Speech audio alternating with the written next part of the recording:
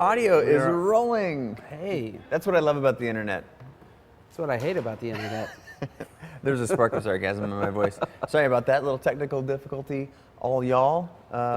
We are there. We are there. We're live. We're We are happy. there. I'm going to start over from the top. And so I couldn't be happier to have my good friend Zack Arias in the house. And thank you for joining us, buddy. Thanks for having me, Mr. Chase. Glad to be here. So it's no secret that one of the reasons that you're up here in Seattle is for your Creative Live seminar, which starts in 2 days, or in Yes. 48 hours. 2 days. Starts Friday afternoon, 1:30 p.m. Pacific Daylight Time. Boom, which is GMT -8 for all y'all Europeans, and I can't do math that goes the other direction, but I couldn't be happier to have him here. We're kind of a preview for what he's got going on at Creative Live, but very much so want to just have a really open discussion about photography, tell people a little bit about how we met, and talk about some of our friends in the industry that we like, what they're doing, answer a lot of questions from you all out there, and we really have an agenda of almost zero, but to connect with you and to connect here. So Right.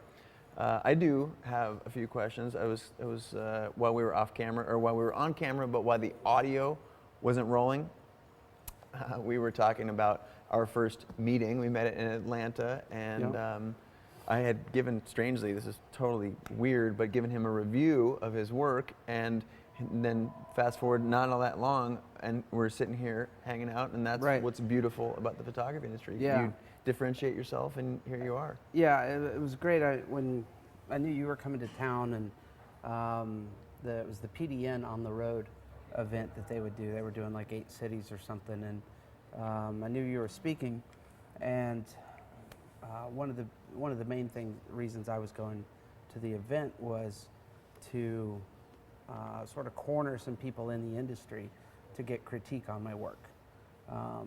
It's hard to get critique, and I'm always looking for people on up the food chain to, look at my work and give me an honest assessment of where do I stand as a photographer, what can I be working on, where are my strengths, where are my weaknesses. And Chase here gave me like 20 minutes of his time. He finished his talk, left the room. Someone got up to start talking about fine art, black and white printing, something that I don't do. And I chased him down, and I said, hey, I'd love for you to look at my work, and he gave me 20 minutes.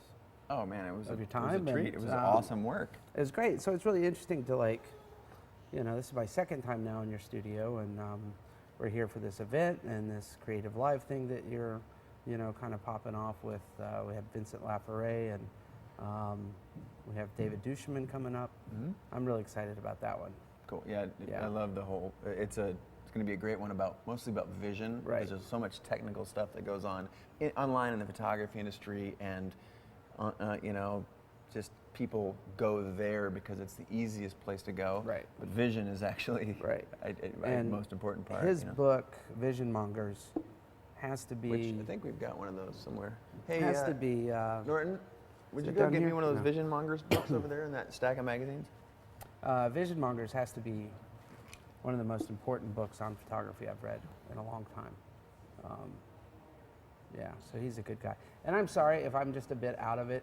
This is my 8th beer. No, no, I just got in from the airport. And you're such a good sport. We're like, hey man, when you get off the plane, come straight here. And we're gonna go live on the internet. That's an awesome idea. I can't wait. And he hasn't eaten. We've got Thai food on the way. Do you guys at home mind if he eats while we're talking? I don't think. I'm not gonna eat on camera. Okay, it's a pretty thing. That beard, some pad thai. Right.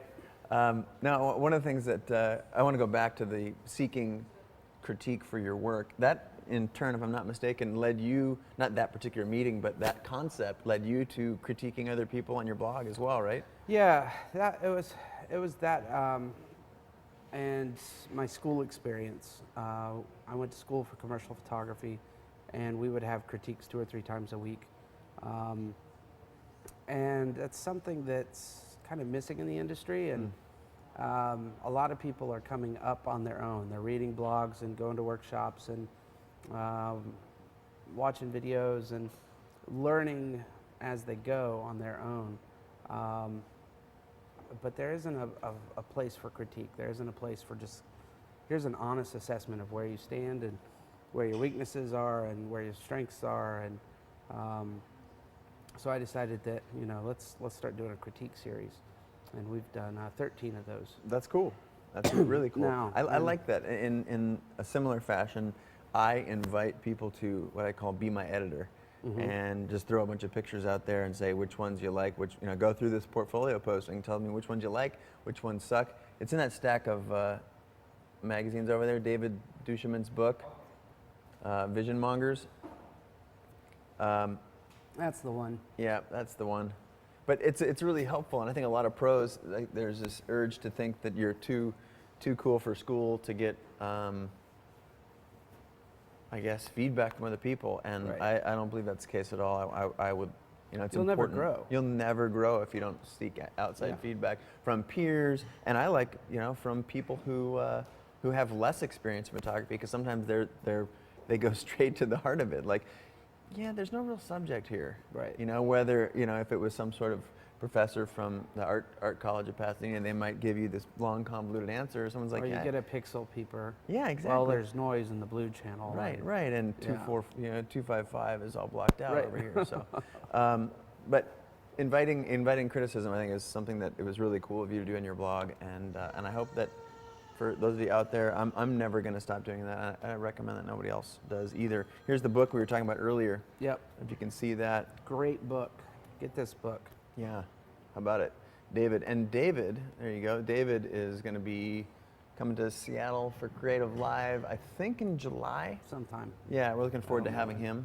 And while I got you all your ears about Creative Live, tell me, or I'm going to put a hashtag Creative Live or CJ Live, and tell us who you think some instructors you'd like to see us bring in, because if we can rally enough people to pay attention to it and a certain cross-section of those people to download it, we'll bring in whoever you want. So we're going to really continue to engage the community and holler in if there's someone you want to pay attention to besides what I'm doing, what Zach's doing with Vince and some of the other people we already know about. So tell me the first time, speaking of vision, the first time you realized that you actually had a style. Because for me, I can't believe that you can take pictures for as long as it took me to take pictures before I actually could say that I have a style. Do you remember Right. when that moment was for you? I'd say it was probably just a couple years ago. I've been pursuing this. If I count going to school and assisting and managing a studio and trying to get my freelance career going and then failing miserably and then restarting it, that's been about 15 years. And I'd say... Is that where the gray? Yeah. That's where the gray came from. That's where the gray and all the kids, one of which you can hear in the background. Hawk is in the audience here. I guess in just the last couple of years, I could finally sort of sit back and go, huh, this is what I do, and this is how I do it, and this is how I approach photography, and this is kind of my style. But it took a long time. Style didn't it? is something that takes a long, long, long time, and it takes, really what it takes is shooting and just doing it over and over and over, and it has to just develop.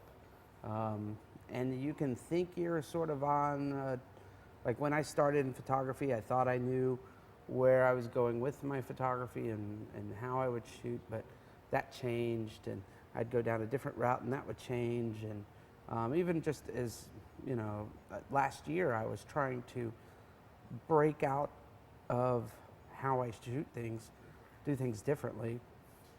And what I found that was most successful was just to go back to doing what I do. Yeah. And just kind of sticking with it. Every year I seem to try to push my style, and every year I fail pretty miserably doing that. Don't we all? And it's just one of those I need to learn slowly, and just slowly. But there's so move much, forward. you hit the nail on the head, I think, with doing.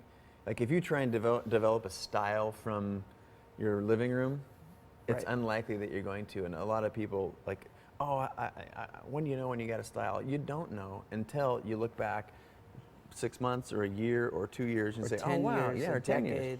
Yeah, and say, oh, I guess I have a style if you Yeah. sum up all my work. And actually doing and shooting is the recipe for that, because styles don't exist up here. Styles exist, on here. And at the on beginning, paper. you're usually kind of replicating someone else's style. Right. You know. And imitation is a great way of learning. Part of it, you know. I mean, I replicated all the magazine photographers that I followed. I went out and shot just like them, and I learned how they did it. But I had to get moving on from that. And I kind of think that style, unless you're a phenom, unless you're like a Jeremy Cowart, who just There you go, Jeremy. yeah. But I mean, Cowart like came out of years of design work. So he already knew composition, color, line, texture. He already knew how visual elements work together. And all he had to learn how to do was turn on a pro photo pack and he was done.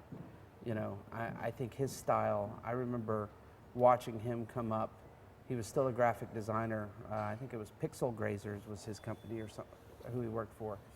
And I was like, who is this guy? Holy crap. Oh, I hate him. And then I was not surprised when he said, you know what, I'm doing photography full time. I wasn't surprised at all. I mean, he kind of fell into a style right away.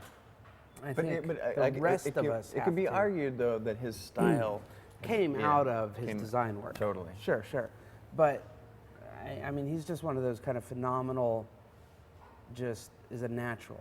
I don't feel I'm a natural photographer. I feel that I've had to work and work and work and bang my head against the wall to become a photographer. And I'm nowhere near happy with where I am now. I'm not happy. Anybody, though? Like, I'm not happy where I'm at. And I guess Scott not. tells me all the time he's unhappy where he's at. Right. Just kidding. Scott So tells me if he's you're thrilled sitting all the there time. and you're going, I hate my work and I'm not happy with where I am and I want to get to this next level and I don't know what that means and I don't know what it looks like, I'm there. Well, that was a big part of And then you're like, Transform. well, why the hell am I listening to you? Yeah, right. Go take pictures. See you later. I mean, but see, even that spirit, I think, is awesome. And the last thing I want to do is claim to know all the answers, because what I'm really good at is failing. And I try and try and try and try and try and fail and fail and fail and fail. And it makes the things where you succeed look all that much better. Right. And being... Like your Moby shoot. Yeah. With no pocket wizards. Exactly. Yeah. And that's Can still we happens. blame Norton? Yeah, actually, I think you might be able to for that one, but... That's my favorite part of the critique. I have to say this real quick. Of the critiques that Meg and I do, and Meg's pushing Hawk around in an office chair right now. Yeah, buddy. And you have to make a cameo.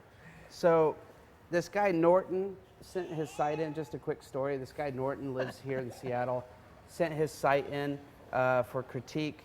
And in the email, he said that he looked up to Chase and would love to work with him, but didn't know what that looked like. And during the critique, it was like, well, if Chase doesn't know you're alive, how will you ever work with him? And now there he sits, he's working at Chase Jarvis Inc. He's on a 15-second delay, so he's about to smile here. He made it happen. I mean, he just made it happen. Mm-hmm. And can I tell you the story about how it happened? How did it happen? Pure, unadulterated persistence. He made a book, and it was a book. I mean, like a blurb book, and he sent it to us, and it was a full-on book of his work, and it was like clearly something that he made specifically to attract our attention. The title of the book was like, "I want to work at Chase Jarvis" or something. Right. And he sent that, and then another 6 weeks later, he sent something else. And in truth, we get a ton of resumes. I mean, like 20 to 40 unsolicited ones a week, probably. And in order to stand out, he was just very consistent, never over the top, just sent really good, interesting work in. And when we had events, if it was open, he was the first one to sign up. He was just very, very persistent. And that's what it takes, not just to get, it has nothing to do with necessarily getting a job here. Right. And we're unfortunately not hiring. Don't hold send anything. the resumes. You gotta beat a blurb book. But in life, I mean, that's right. In our position, we've heard no our directors 1,000 the same times. kind of thing. Mm-hmm. Yeah. Hearing no 1,000 times. It's not too, I don't mean to be too negative about it, but it's very competitive. It's really hard to to hear no all the time, and it's the ability to move beyond that I feel like makes us who we are, professional photographers. Right. You can't operate at that program Right. without it. So If you don't like hearing no, photography's not for you. right. Yeah, it's true. So that kind of attitude that you were just sharing about why are you listening to me? I don't know. It reminds me of Transform, the video you did over a year now, right? Yep. Over a year ago, Well, maybe over 2 a years year. ago. Yeah. And it was great. I mean, I put it on my blog the first 10 seconds into it, and it was a completely different voice. It was the voice of someone who had tried and was frustrated and was making progress, but it's never fast enough. And give our friends at home a little insight behind that sucker. Well, it was winter time, and that's always a tough time for me, as it is. I was about to lose my dad.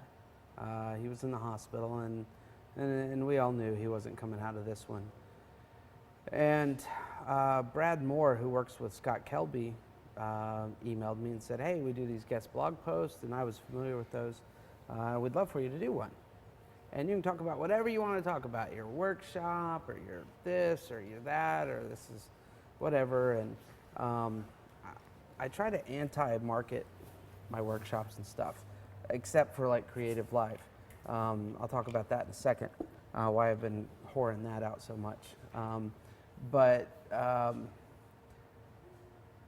So he comes to me and he says, here is a platform with a lot of people listening to it. Stand up and you can say something. And I was like, oh God. And I just wanted to tell him no. It was a bad time. We had a lot going on. And it wasn't good. But it was an opportunity. And Opportunities don't wait around for good timing. no, they don't. Like coming home from the airport and Right. just going right here and blog posts I'm on always Kelby. up for, okay, it's an opportunity. Sometimes that means I can't say no to work. Well, it's a great opportunity. And then I overschedule myself with opportunities. I do that a lot. But they always lead to something. So I think, well, this is an opportunity. What can I do with it? I could do a blog post about lighting, or I could do a blog post about composition or whatever. And I started kind of looking out into the industry. And there was a lot of, hey, I'm Joe Photographer. I'm awesome. I'm happy. Look at me smiling. Look at all my clients. Oh, just got on the airplane again, and I'm somewhere shooting a wedding. And it was all these real happy, shiny, like, just look how great my life is. And I'm like, life sucks as a photographer sometimes. Like, you have to toil with it and struggle with it and fight it. Have you seen It Might Get Loud? Yes, I Yeah. love that. What Jack Jack White's White, talking about, yeah. like, he wants to fight with his guitar. He doesn't want it easy. And the more beat up and bent and Right. unique and interesting, the It's better. harder, Right. but he wants to fight for his music, and that's how I feel about my pictures. Is I want to fight for them, and I want to fight for the industry. And I didn't see anyone really coming out and being a voice of, man, things suck sometimes. It's hard. Like, you want to just throw in the towel, and then you're sitting there looking at everybody else, going, why can't I be like them? Why can't I shoot as well as them? Why can't my lifestyle be like them? Why can't this or that or the other be like them? And no one else was being a voice for the other side of it. There were some voices, but they're typically the cynical voices. Yeah. The one that are just complaining and moaning and, oh, look at so-and-so over there with their fancy lifestyle. Well, they never stop to think, well, that's a person, A, that they've worked for it, and B, they've got struggles. Mm-hmm. But then again, the person with that lifestyle never steps up to the plate and says, here's my real struggles that I struggle with. And so I said, okay. I told Meg and everyone that worked with me, I said, for this next week, leave me alone. Don't ask me to do anything. I'm not picking up the kids. I'm going into my studio. I'm going to be there until whenever I want to be there. I'm working on this thing. Leave me alone. And the funny thing during that week was Meg was really getting pissed off with me, because I'd just disappear into my studio, or I'd just be off. Like I gotta go shoot stuff for this blog post, and she's like, it's a blog post. Right. What are you doing at 2 o'clock in the morning for a blog post? I've got to go do this right now. And when I finished it up and I sent it to Kelby, I thought, all right, here's my Jerry Maguire moment. You know, when he comes out with his manifesto and everyone applauds, and then like turns around and says he's lost it. I thought, all right, this is it. Like, I almost didn't send it, and I was about to just do a blog post about how to use off-camera lighting. You know, just go safe with it and not put myself out there. But I just said, you know what, to hell with it. I'm putting it out there, and it changed my life. I mean, it put me. I was on the peripheral of the industry radar. It put me smack dab in the middle of it. We've had book offers. We've had, I mean, all this like more opportunity. Took one little opportunity, did something unique with it, and then more opportunities came out of it. It's always my response. And it's a beautiful thing. It's an amazing thing, and that's always my response to the haters. And I think you probably have the same thing. There are, you know, if anyone pays attention to what you're doing, and you're only getting people saying, "Oh, this is wonderful," there's probably something wrong. But right. Like, you gotta send it, and unless, you know, if you're a critical voice out there, then that's fine. That's your right to do so. But and criticism is great. And yeah, it's more negativity and right. hater for haters' Where it's sake just than cynicism. Yeah, and that's all cynicism it is a much better word. It's like, until you're sticking your neck out there and sending it, and that's what making and a picture. Putting your name on it. Yeah, putting your name on a blog. Instead of being anonymous. Yeah, anonymous. Like all that stuff is tired, you know. Right. And it's great to hear that you feel like putting your neck out there is the catapult.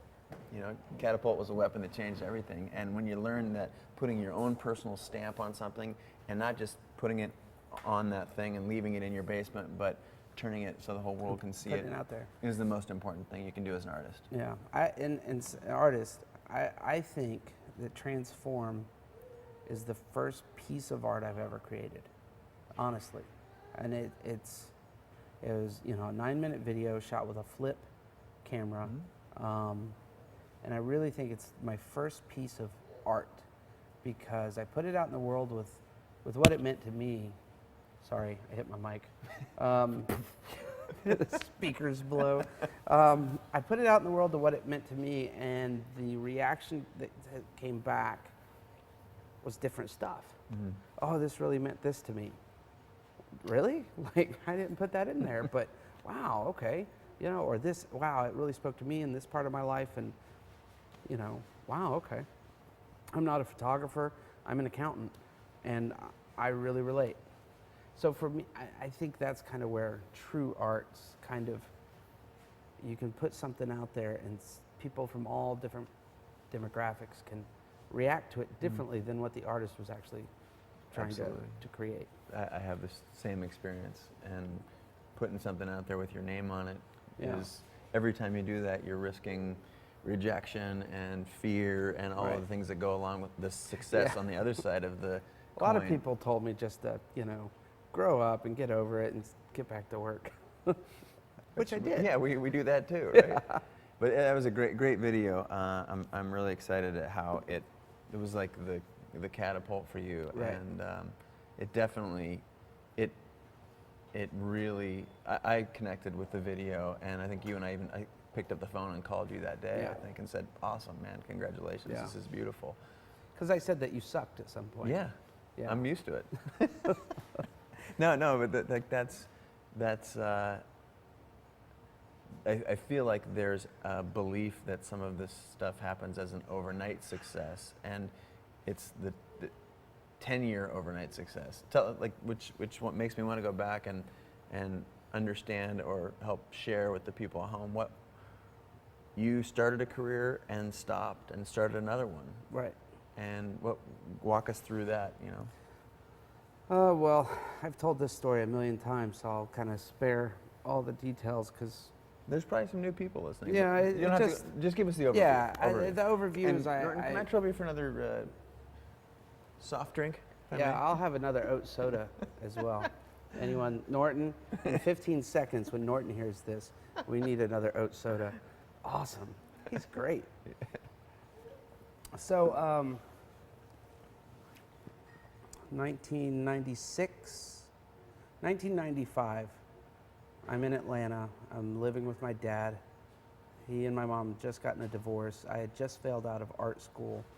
And so it's two bitter men living in the same house, you know.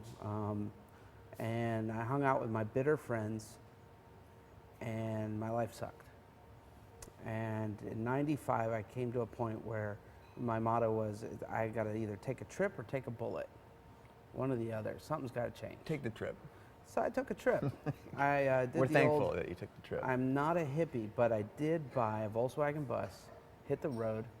I actually ended up here in Seattle on October 30th of 95. But I hit the road did for you about dress up 6 as? months. As just a like a dirty a road redneck weary. from the road. Yeah. Got back to Atlanta after 6 months of traveling around the country, and I actually met a guy here in Tacoma. This guy living in a halfway house. I ended up hanging out with him for a few days. I was just out to meet people and to find experiences. And in this like drunken just evening at a bar, he said, you know, Zach, this trip you're taking is great. You're not going to find out who you are, though, but you're going to find out who you're not. And in that process, one day, you'll find out who you are. So that was kind of the beginning. I got back to Atlanta. I realized I needed to do something with my life. I enrolled into another school for commercial photography in '96. It was a 2-year program. I had always been a C student, like barely making it. I failed out of art school at the University of Georgia. Just a complete underachiever. And when I went back into school, I ended up graduating with a 3.8 GPA and best portfolio of my class and best in show. Wow. So I went from a complete underachiever to an overachiever. Got married, had a baby right away, moved to Dallas, I was assisting, and then I started managing a studio and shooting and building sets and producing work and stuff like that. And trying to get my career started, things took a hit. I ended up at apartments.com, being a photographer there for a little while, working on my freelance career, getting that built up. I was so focused on my career and on such a like one-way track of photography, in the name of taking care of my family, that my family fell apart and my wife left me, and my ex-wife left me, and it all just came crashing down overnight. Wow. Overnight. I ended up, my oldest son, Caleb, he was 3 at the time. Thanks, buddy. Cheers. He was 3 at the time. He and I moved back to Atlanta, moved into my brother's basement. I figured I'd need a couple months to like get on my feet. You can always step into the camera with a new castle. Good-looking Brazilian strapping man. This is number 2. Number 3 just arrived. So we're going to start naming names in a minute. I thought I'd need a few months to get back on my feet. It took a few years. I had to get a day job. I had to sell my equipment to fix my car, and pay rent. And then my buddy Mark Climie came along. You can find his work at climie.com. CLIMIE.com.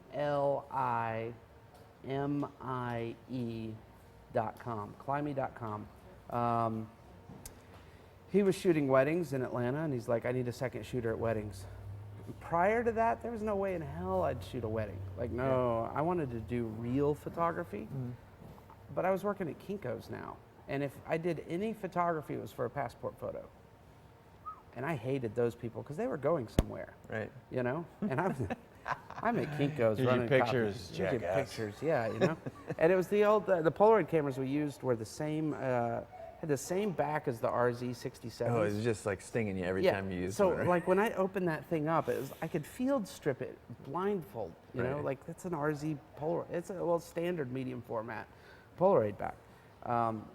Anyways, so he set me loose at a wedding. It was a Friday night. I ended up, that next Sunday, I finished reading this book by an author named John Eldridge called Waking the Dead. I finished that book. I was kind of actually underwhelmed by the book. I just started thinking about my life and where it'd come and where it'd gone, and that was the first like set of pictures I'd shot in 2 years, and I was excited to be shooting at a wedding of all things that prior me would not have wanted Wouldn't to have do. touched with a 10-foot pole. And I just felt God kind of say, you know, Zach, you've done what I've asked you to do. You've walked where I've asked you to walk. Go back to photography. I quit my job the next week. And my number one marketing plan was, oh crap, I'm hungry. And I have rent to pay. And I better hustle. And I better find something to do. Hustling is Hustle. such a component of the Rick business. Ross, baby. That's right. You know, I love every that. day I'm hustling. And yeah, I just had to hustle work, and it started with $25 jobs and free jobs and whatever, anything but porn was my motto. And Shoot for the stars. shoot for the stars, You heard but it not here. the porn stars. All right, Photographer to the stars, just a different kind of star. right, as a T-shirt, and that's where it was. And that was, it'll be 7 years this October. I quit my job. 7 years. So 7 years. And That's oh, testament right and before that, I'd gone into debt trying to do this thing, and now I do what I do, and I have no debt, there. That's amazing. no loans, no credit cards. It's cash and carry, or it's not at all. And it's going to be kind of some of what I'll be talking about during Creative Live this weekend. You might get actually mugged as soon as you step out of here for all your Yeah, well, I cash. have no cash, you know, so that's It's why a- we're going to be shooting alien bees this weekend. It's in the carry part of the cycle right now. Cash Right, and carry. Right. right. I made a couple of notes here. 10 words. I'm going to say something. You say something back to me. Oh gosh. Beard. All right. Beard. Haven't seen my chin in 17 years. Hip hop. Love it. Love hip hop more than I think I should, but I love hip hop. Atlanta. Hip hop. That's why I knew. Hey, buddy. Opportunity. No, really, the word for Atlanta is opportunity. We don't have the gorgeous water. We don't have the mountains. We don't have skiing. Oh, you coming up for a drink, Want buddy? some of Chase's cocktail? Yeah. Uncle Chase's drink. Uh-oh, he just poured some vision Yeah. on the mongers there. Atlanta is opportunity. You can be a big fish in a little pond in Atlanta, and it's awesome. Wedding. Wedding. Don't be too proud to do it. Future. I know. Future. I hope I can keep paying rent till I die. Vision. Vision. Essential. Gear. Non-essential. That's why I said that was later in the list, but I was hoping you were going to hit that one right there. Yeah. Industry. Exciting. Fractured. Interesting. Creative Live. Coming up Friday. No, free. Yeah. Free. Chase calls me up. Let me talk about that Yeah, for a second. tell the Chase story. calls me up, and he's like, dude, I got this opportunity. Have you signed your non-disclosure agreement yet, by the way? No, I'm just kidding. Chase calls me up. He's like, I got this opportunity for you. Oh, boy. What am I about to get myself into? Another one and- of Chase's failures. Right. And he tells me about Creative Live. And well, let me think about it. And to be honest, like initially I wasn't sure. But what was interesting was the free part, right? And that was interesting. And so Chase sends me this email. We talk about it. Meg and I have a lot of conversations about it. Sherry and I have a lot of our business manager. Sherry's like, let's do this. This is it. She was on board right away. Meg was kind of, I'm going to stand off and watch what you two say. And it's the photo industry. I don't know. So, But isn't it ironic that it's actually not anti-industry, but it's a different. Right. Here's what What was the hook? So I have to have a conversation with Chase. And it's Chase Jarvis, and I got to tell Chase that I'm like, I don't know, dude. Like, my gut reaction was, I don't know.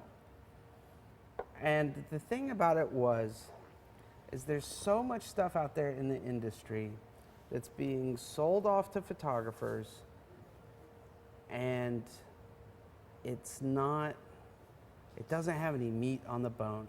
It's a lot of sugar. It's a lot of, it's a lot of sugar. It's a lot of icing, but there's no substance. And the thing about it was, I think that I was scared with was Creative Life didn't have a track record of whether it has substance or not.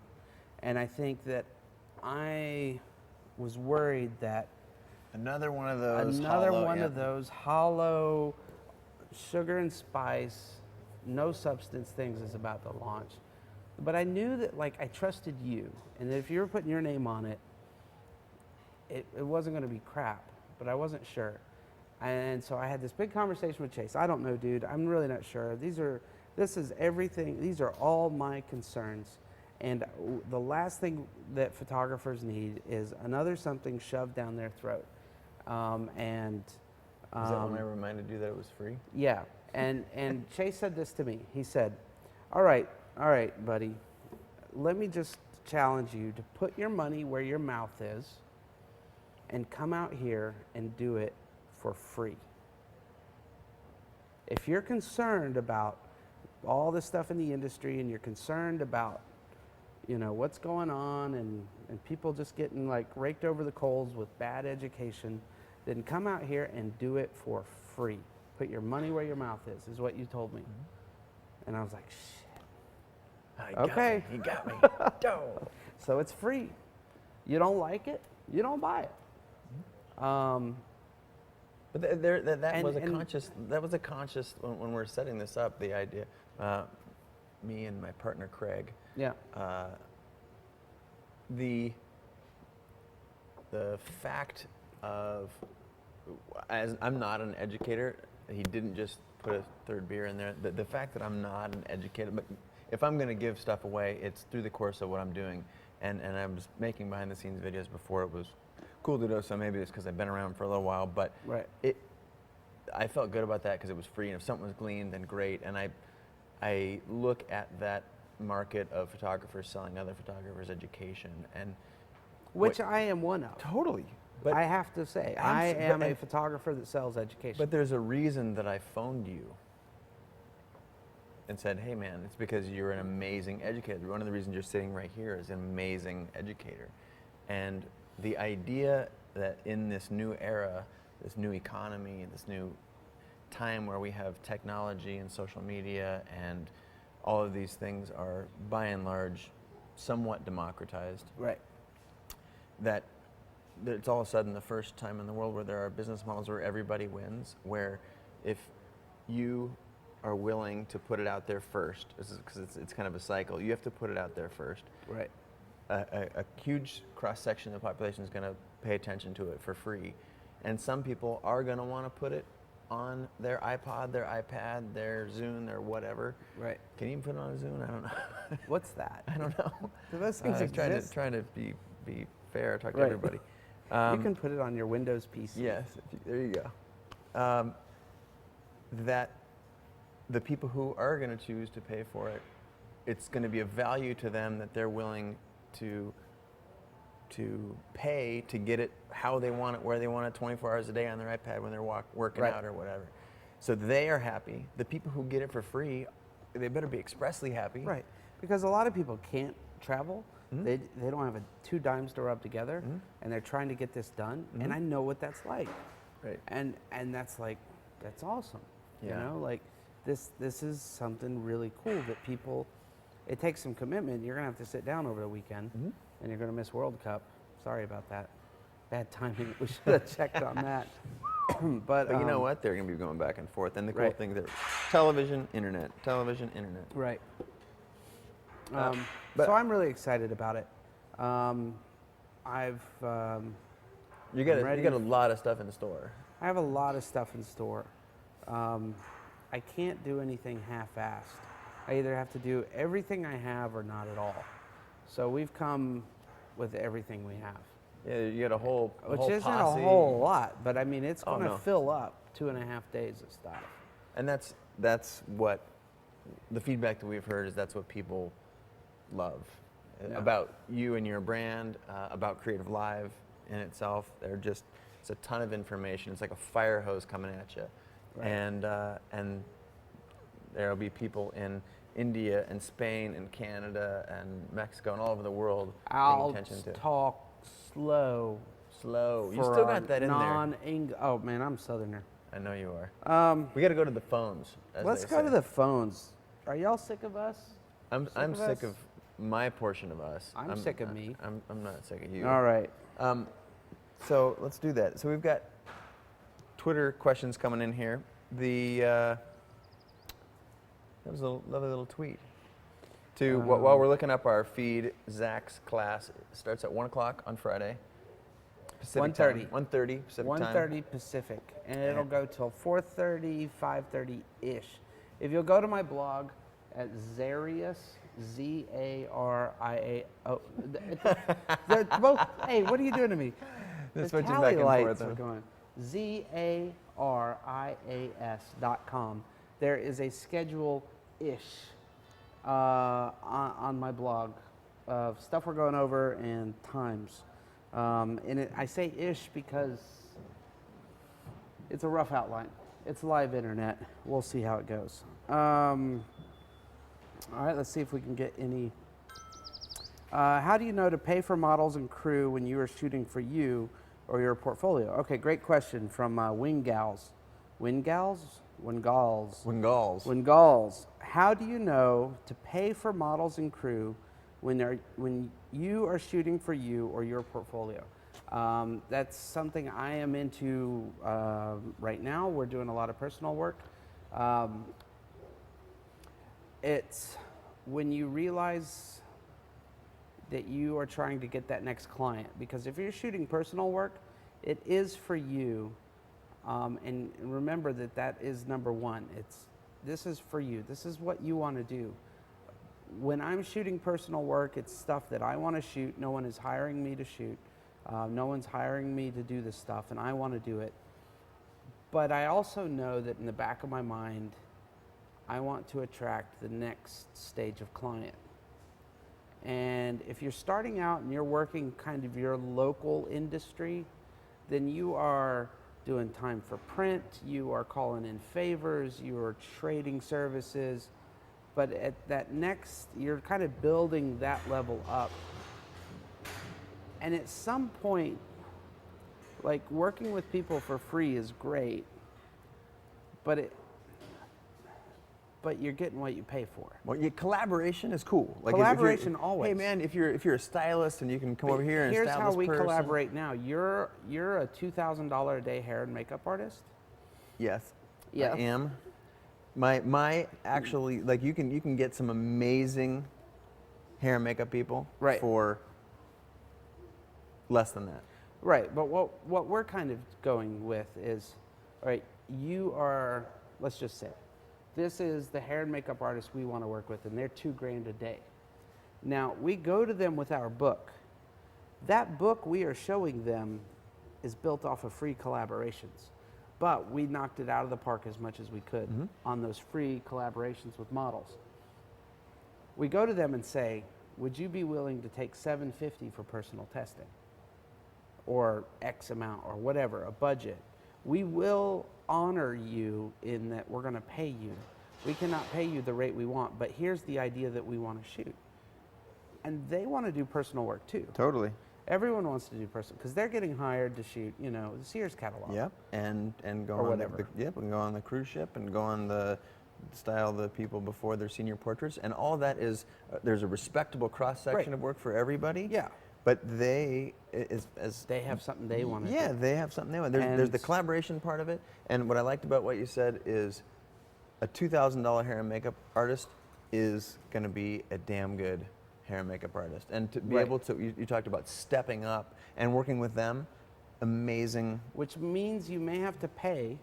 Absolutely. You can negotiate, but you have to have work that they don't want to waste their time. Right. And if you are not proven, then why should they spend time or That's, give you a cut? that's with hair and makeup. That's with models. That's Yep. with your crew as well. everywhere. if Locations? Yeah, with locations. Yeah. Locations is a great one. And I'm a huge advocate of personal work.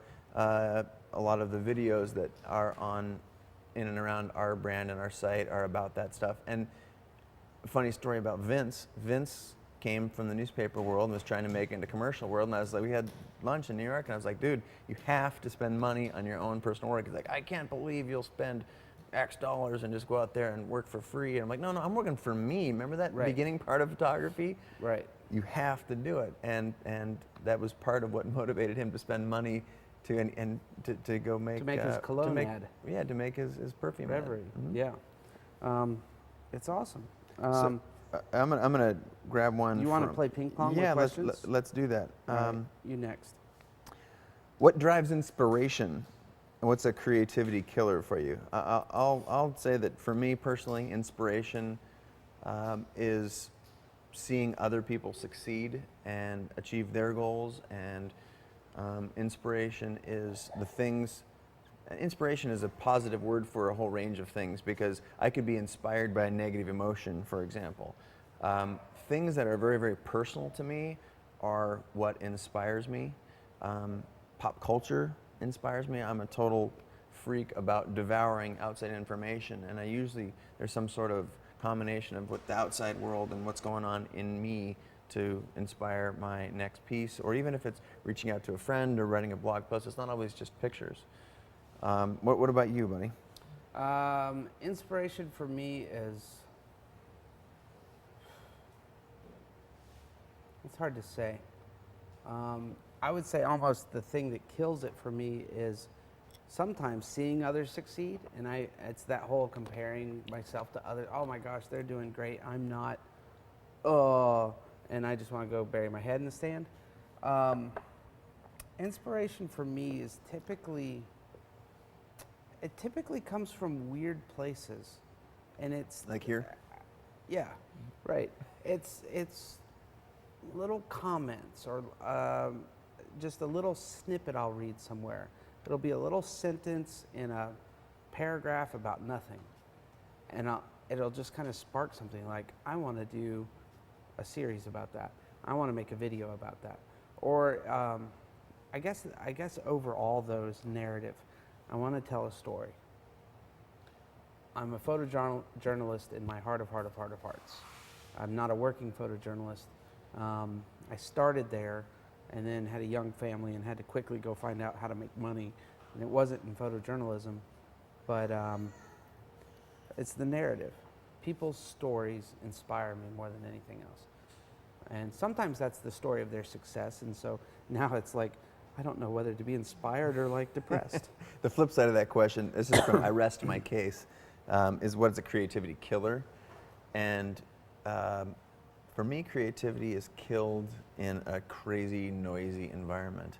It's sort of weird, but that's where a lot of my life is, because I'm traveling 150 or 200,000 miles a year, and I like to be busy, I like to be active, I don't sleep all that much, but the reality is I'm at my most creative when I have solace and when I have quiet and when I'm on the beach and at my family's 1950s style shag carpet, wood paneled little box of a cabin. That's when ideas happen. When I'm lying in bed at 3 in the morning and able to sleep, that's when ideas and inspiration happen. Right. So what about you? What's a creativity killer? Is it noise, or is it schedule, or Schedule.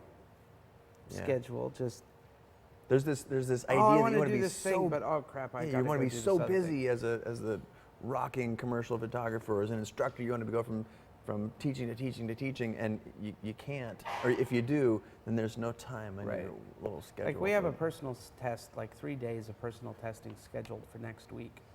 So we get home on Monday evening, and then like by Thursday we're supposed to start shooting.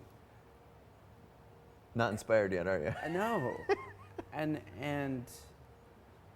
it's like, well, we got to make some phone calls and we got to move this back because because I need some time. Right. For me, I need my studio clean.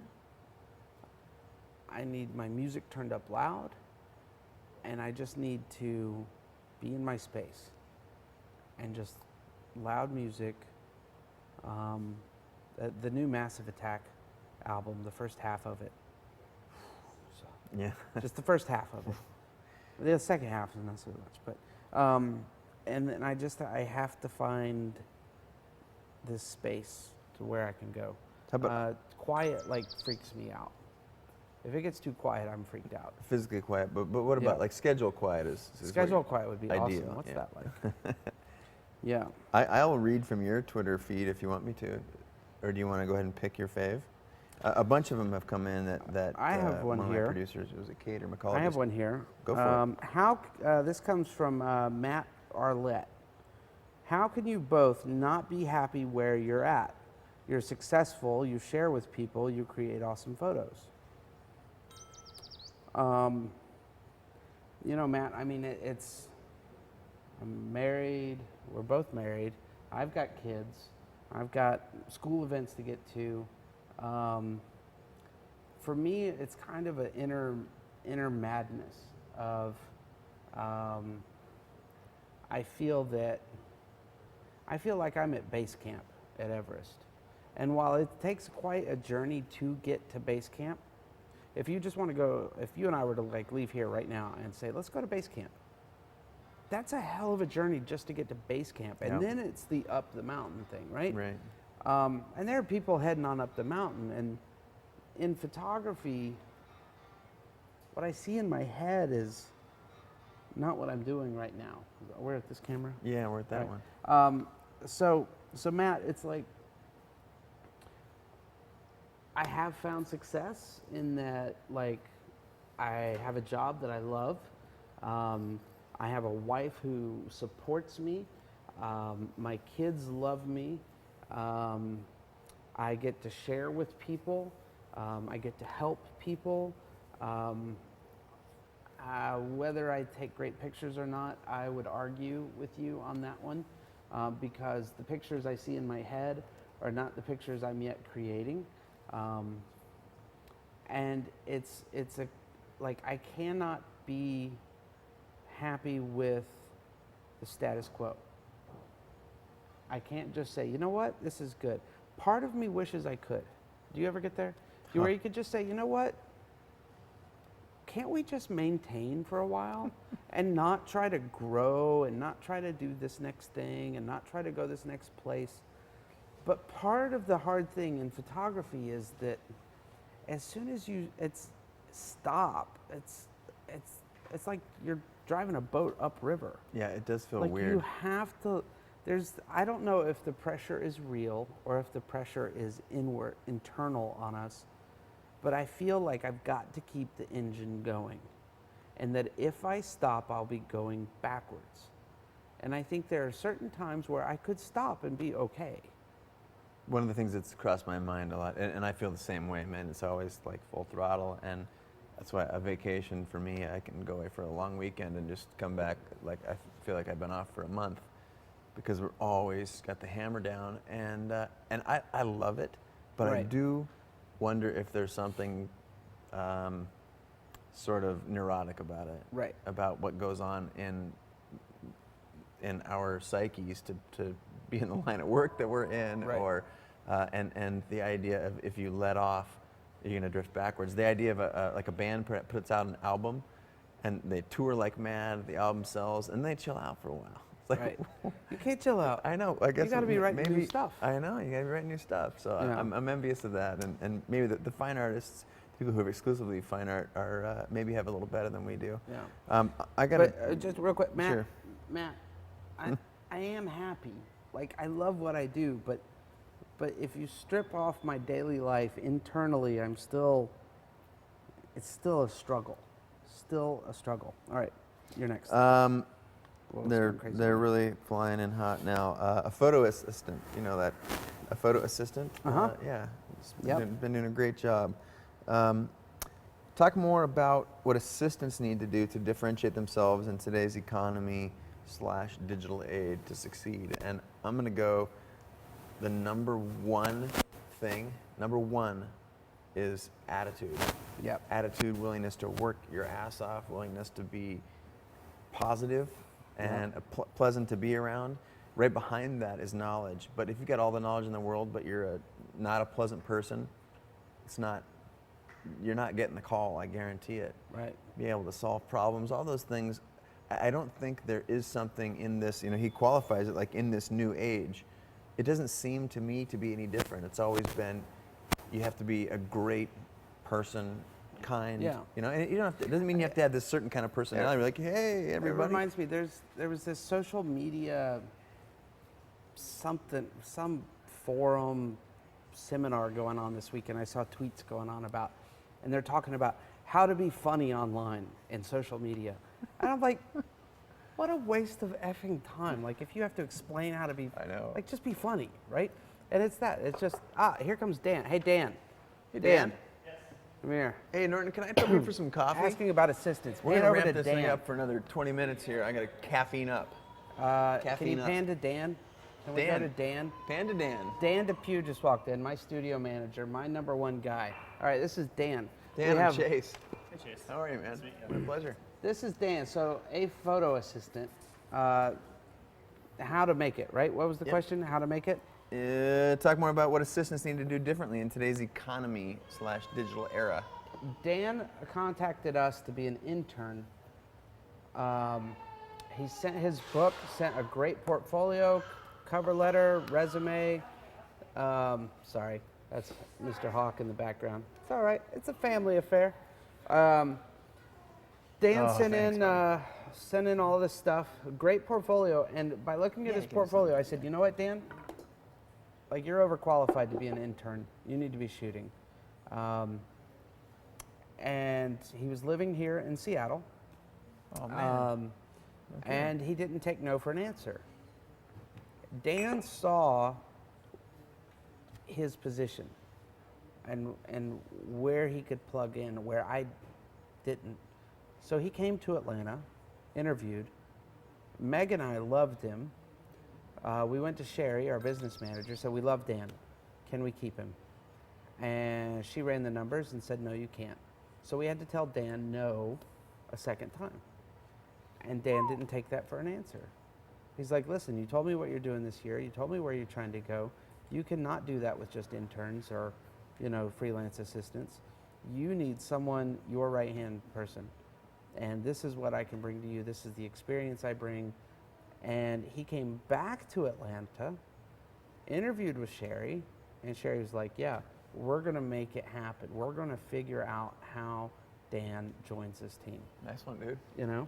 You made it So, happen. yeah, Dan took no 2 times, twice. No, you can't be an intern. No, you can't be a studio manager. Came back again. It was tenacity. It goes back to the no of just being in this line of work, or you got to get used to saying Right. no, but not really. No, we don't have the budget. Yeah, not We answering love it. you, but we don't have the budget. How many times have you heard that? Oh. Daily, right? So assisting and interning, and not being the jerk that's like, 2 emails a minute, Right. but persistence.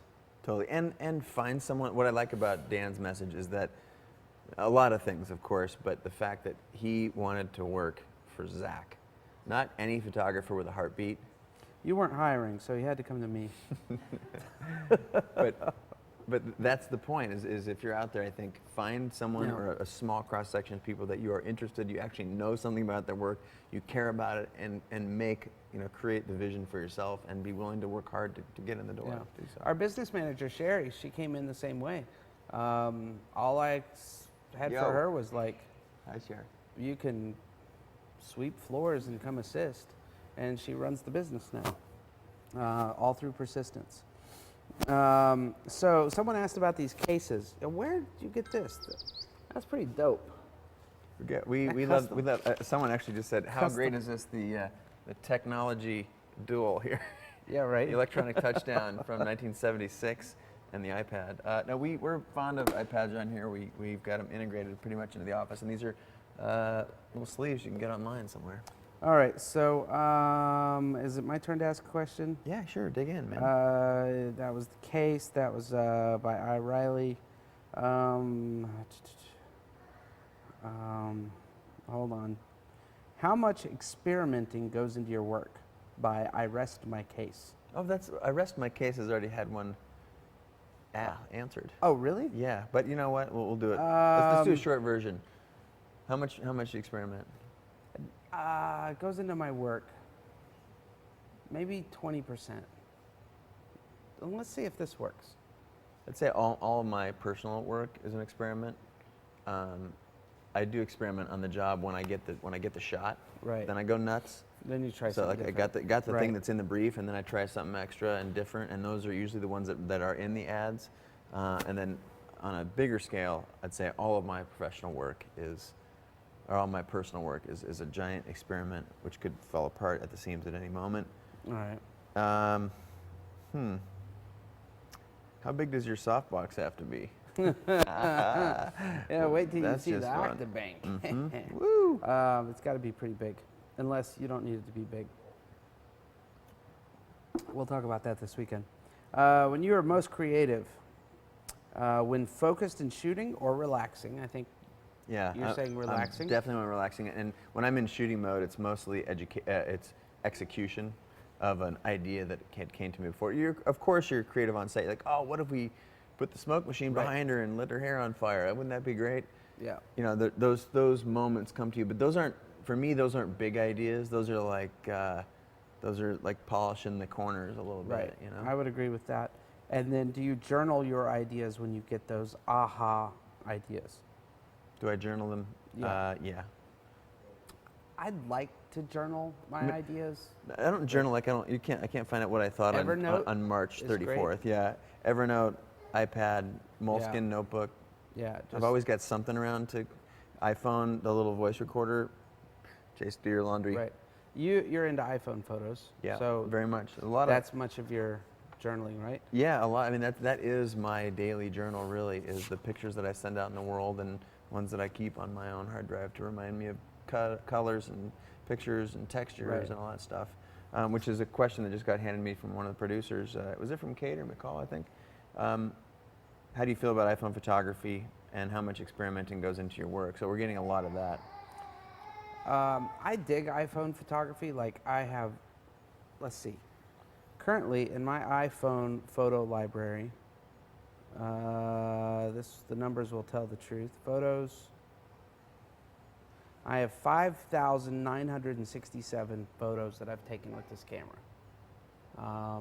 So that's a pretty good, healthy number. That's serious. I mean, it's not Joe McNally, 2 to 4 photos a day. But yeah, I take a lot of pictures. I use this as a composition tool. Constantly trying different compositions, the way lines come together. I'll just turn it on and I'll start walking and I'll see lines on the sidewalk, and I try, how can I make the lines of a sidewalk the most interesting picture I could possibly make it right now? And I try to find that, because it's just this quick little thing. It's a creative exercise at all. I of always course, constantly in my pocket. constantly using it, and I just don't do a lot with those pictures. Like I don't have a gallery of them, or. But whether but for But they're me, here. that's what it started as it was a visual journal, and it wanted to keep me inspired and keep me in tune creatively and all that. Yeah. So, and I just chose to kind of put that out there. Usually, that people's manuscripts or ideas or notebooks don't get published until they're dead. I figured I'd nip that one in the bud and throw it out there first, mostly for criticism. Like here, these are the kind of pictures I don't. You know my professional work, but here's what I take when I'm standing in line waiting for coffee. Oh, when Meg and I went to Italy a month ago for our belated honeymoon. Nice.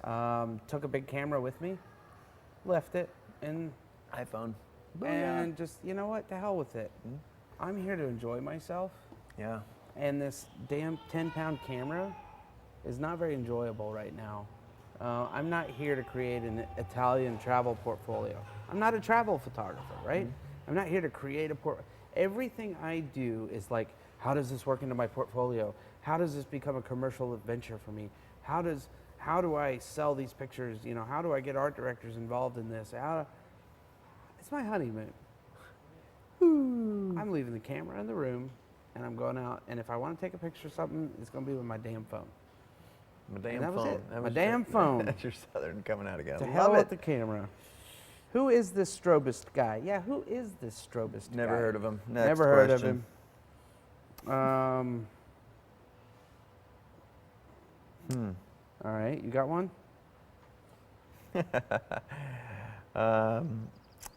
After becoming inspired by something or someone, what's the next step in the creative process for you guys to make your inspiration come to life? Putting it on the books, scheduling. Oh, God. R.J. The thing that will Bradbury. kill it. The thing that will kill it is also the thing that will make it succeed. You got an idea, do it. Like, It's- stop screwing around, thinking about, like, get it thought out, get it whiteboarded, get it thumbnailed, journal it, whatever you got to do. But put it on the books and go do it. Like, I got all these ideas in my head. Oh, I want to do that, I want to do that. You know, nobody's impressed with the ideas inside of your head.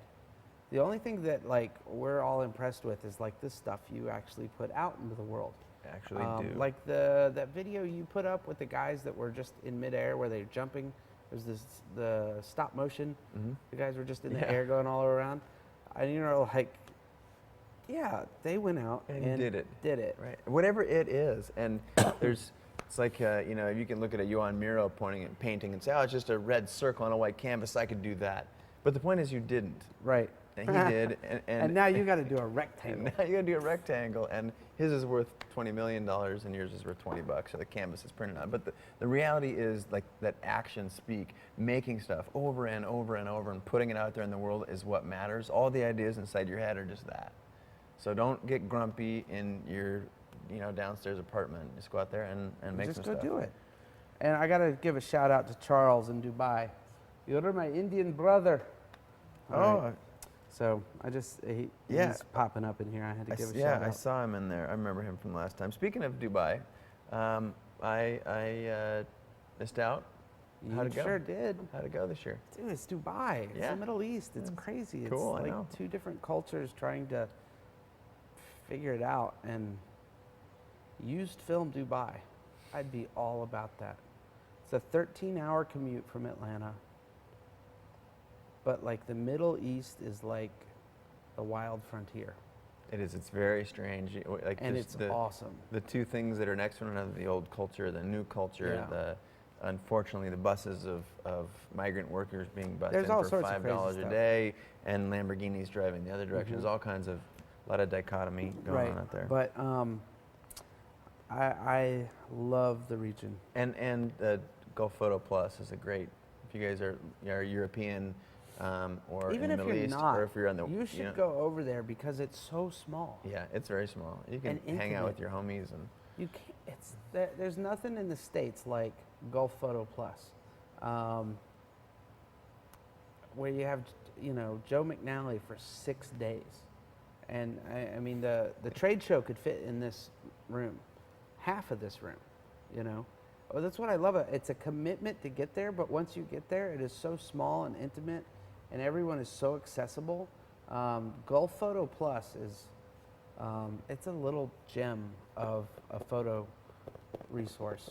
You really need to check it out. GulfPhotoPlus.com. Let's try and rip through like Ooh, five here's a good one. questions that we won't go into super deep answers, so we can get through and connect with some more Take that individuals. one. Which one's that, bud? Right there. In order to get commercial work, is an agent a requirement? You first. No. Agents are great if you have a great one, or if you have someone who's really in touch and in tune and passionate about your work like you are. They can be very, very helpful.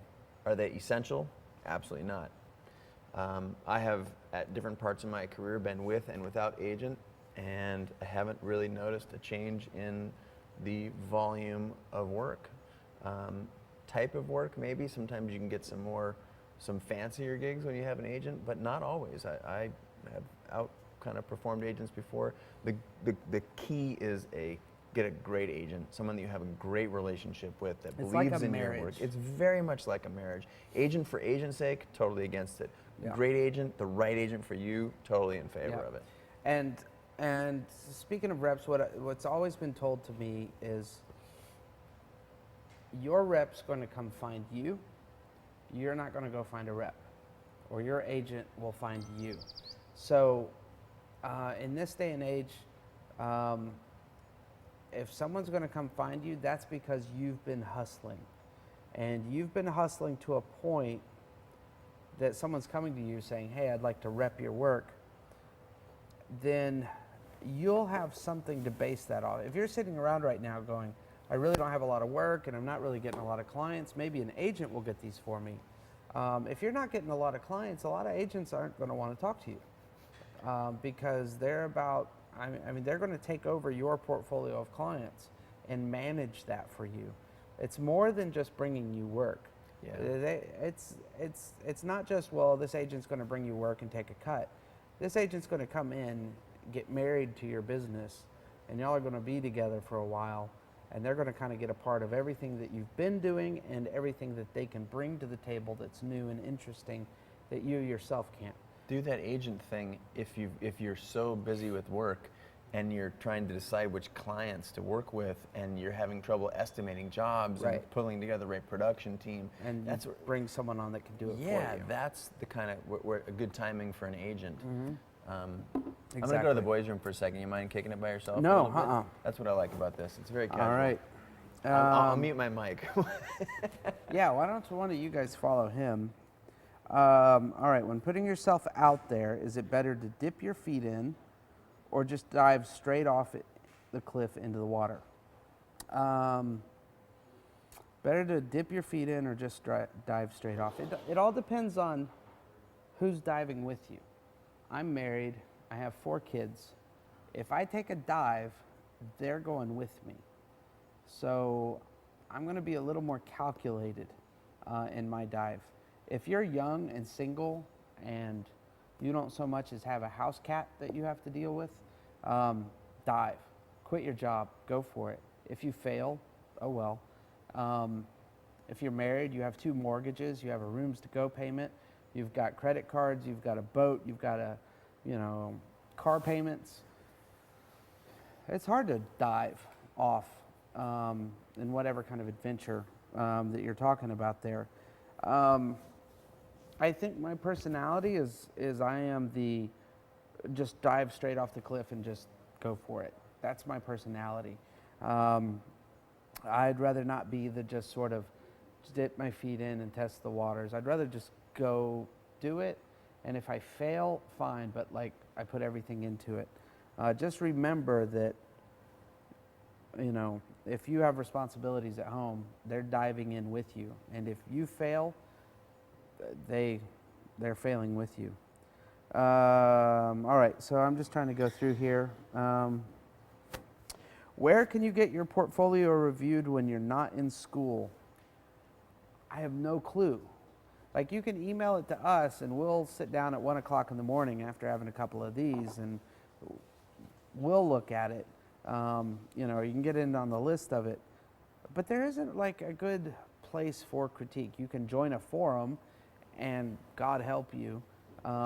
You may get some great critique, or you may get a bunch of glad handling, or you may get a bunch of cynicals that are pixel peeping going, oh, well, there's noise in the blue channel.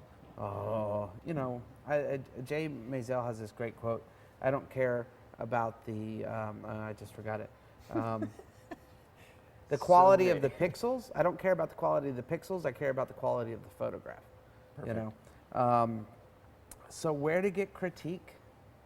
You got to look up the food chain from wherever you are. I look around you locally first. Look up the food chain, invite somebody out to coffee, and say, will you please look at my work and give me a real honest assessment as to where I stand as a photographer. And then you cannot be thin-skinned. You cannot sit there and cry. You can't make excuses. You can't sit there and go, well, and like tell a whole big story trying to, rationalize your pictures. You put your pictures in front of someone, you make no explanations for them, and you say, tell me what you think. And then you have to listen. And then you say, thank you very much. I actually say, tell me what sucks. Like, I don't just say, like, sometimes I'll say, yeah, here, what do you think? But right. At the next sentence is like, I want to know what your least favorite pictures are. Right. Because no one's going to just, unless they're a professional critiquer. These are awesome. Right. great. You know. Yeah, I need Oh, more and information. well, my clients like them.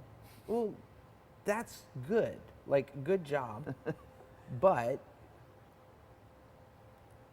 who are your clients? Are your clients very educated in the photo industry? Are they educated? Do they know the history of photography? Do they know? Have they? Do they just study photographers their whole day and hire, you know, a Right. small half percentage of them? Are they general public? Like, oh, it's pictures of my baby. I'm so happy. I buy all of my kids' school pictures. They're horrible, crappy pictures. That could be a good business but you tip, know what? though. Those are my kids. Right. And when I look at those pictures, I see my kids. I don't see that the print's 30 points magenta. You know, I don't see that it, you know, he's got a tree coming out his head. I don't see that the light sucks. I just see my kids. So Right. am I happy? Yes. Is it a good picture?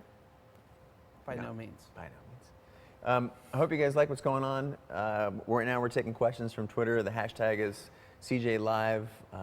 You can at Zarias, Z-A-R-I-S. No, I'm just or- looking or- at the CJ Live. Or at That's me. all I'm looking at. I'm bouncing around between them, and also feel free to give us feedback about the format. I saw someone who said they're having trouble getting the feed, and there's a bunch of people before you and behind you that are not having problems. So maybe restart your browser. But internet's an imperfect thing. We're just trying to have fun and give some stuff away. And I wanted to be able to hang out with my buddy here. How's your beer? You want a refill on that one? One more. One more beer. One more beer. So I think we'll go for another like 15 minutes and then wrap it up. So fire some questions back at us. I'm gonna. You got one? Yeah, go for it. No, go ahead. What percentage of pictures are exactly what you had in your mind? Very small, but I got to qualify that as I call that the creative gap. I think I got that term from Ira Glass. What you want them to look like and what they look like, and if that gap is narrowing, you're doing well. Right. That's a good way of putting it. If that gap is moving apart, you got a problem. But if you're shrinking that gap between what it looks like in your head and what you finally produce, then Right. then You're that's doing the pretty good. that's the goal. And more, you know, we're closer to where it's supposed to be. And sometimes we even surprise ourselves Right. every once in a while. Right. I would say for me, the percentage of pictures are exactly what you had in your mind. In some regards, most of them, in that, okay, I'm going to put this guy here, I'm going to pose him here, I'm going to put a softbox here, and I'm going to drop my background to stop, click. That's what I expect to happen. It's more the personal work and the conceptual work that I'm walking into with an idea of a picture, and then I have to create that. And Right. that's where that percentage is smaller for Yeah, me. technically, I would you say know. the same thing. Technically, I can do what I want to do. There's Right. not a technical. There's a technical mastery of the work. It's more conceptual, Right. where you really have you're shooting high, and whether or not you can get there all the time, that sometimes hits and sometimes misses. Your turn. I'm gonna actually throw one of my own questions in there, or it's more or less a comment. I think a lot of, I don't know what the industry or what the people who are paying attention to this think about photographers in general. Are they competitive? Do they sleep in and put their feet up and pick their nose and not work hard? Like, Right. what are photographers like? And I'd like to say that, like, we're good friends. We laugh our asses off a lot, especially after. Keep touching me. I do. I like it. Makes me feel welcome. Like a It is. Sanders minute here. We're trying to. I think we have a good we have a good time when No, we're no. hanging out, and We do. We, for example, when Another beer. yeah, when you were doing your successful photographer thing, and you called and you said, "Hey man, I'm doing this thing. Will you be on the air?" And there's a lot of kind of behind the scenes collaboration.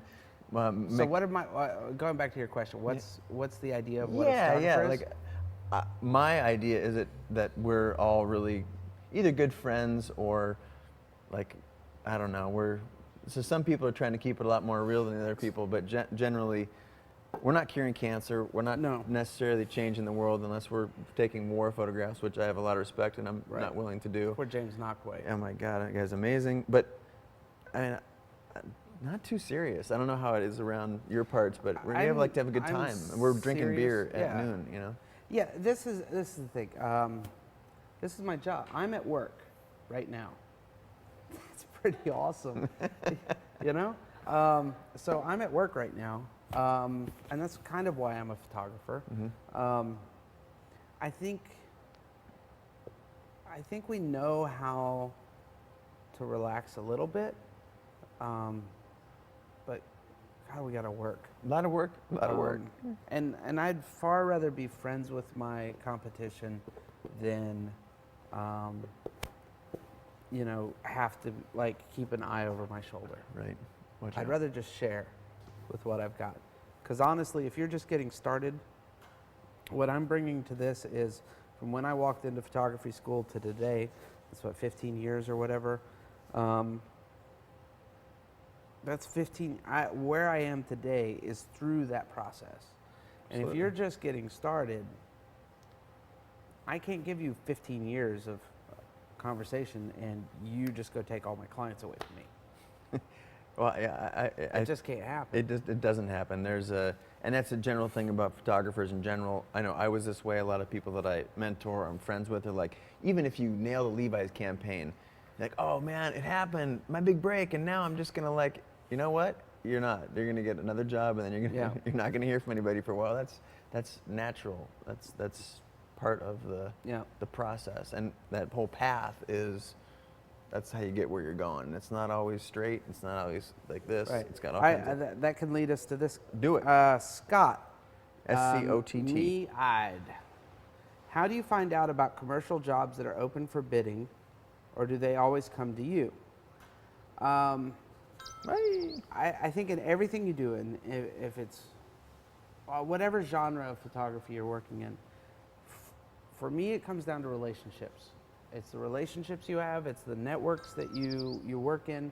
The largest commercial job I have had to date, and I mean months of shooting of commercial work, started with my wife Megan singing a song, and we're going down an escalator, and this other couple's going up an escalator, and the girl reaches out and says, "We heard you sing, we loved it."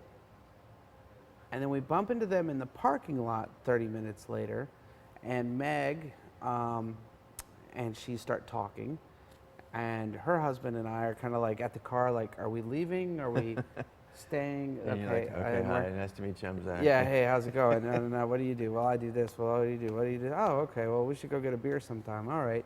And then that relationship turned into a friendship and turned into the largest commercial job I ever had.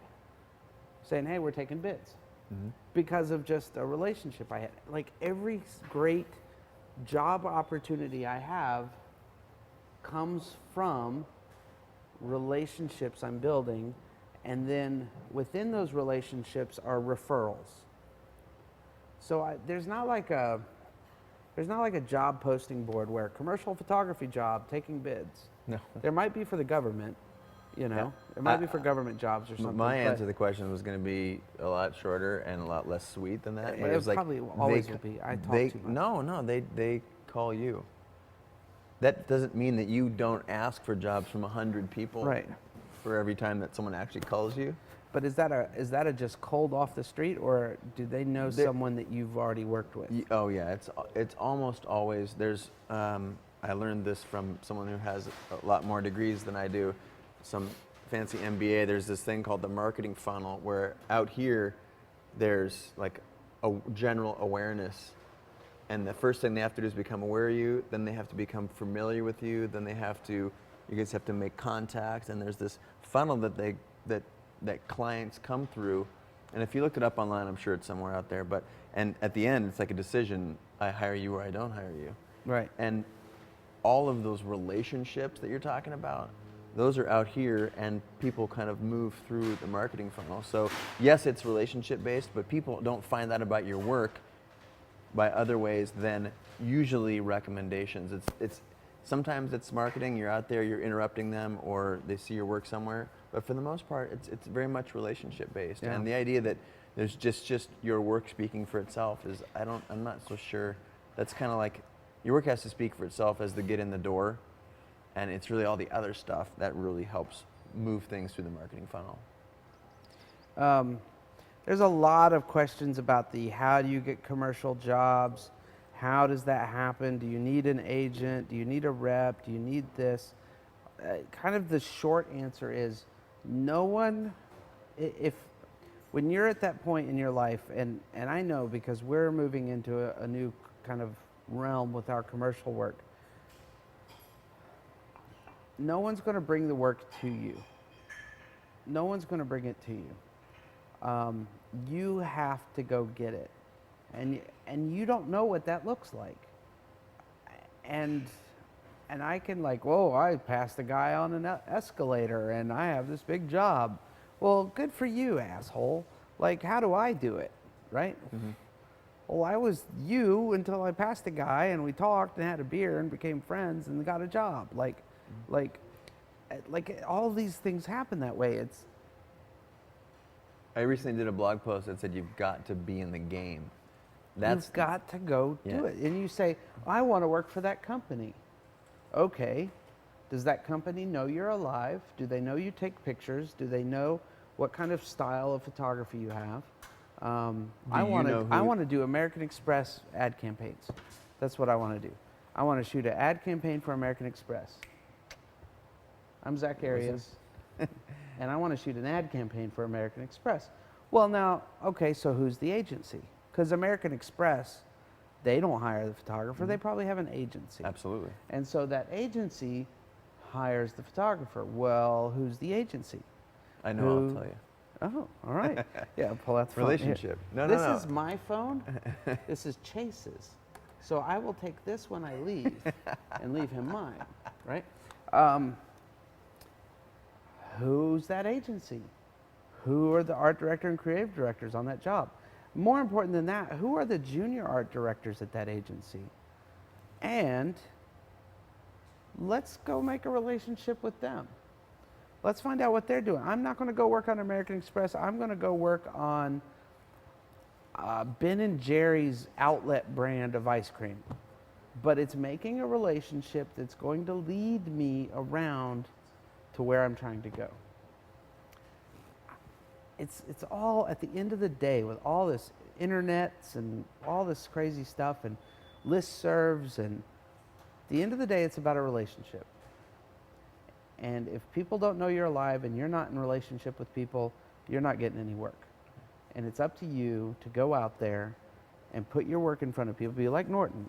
Yep. Hey, I made this for you, X agency, because you have the kind of clients I want to work for. Now, if I could just listen to my own preaching.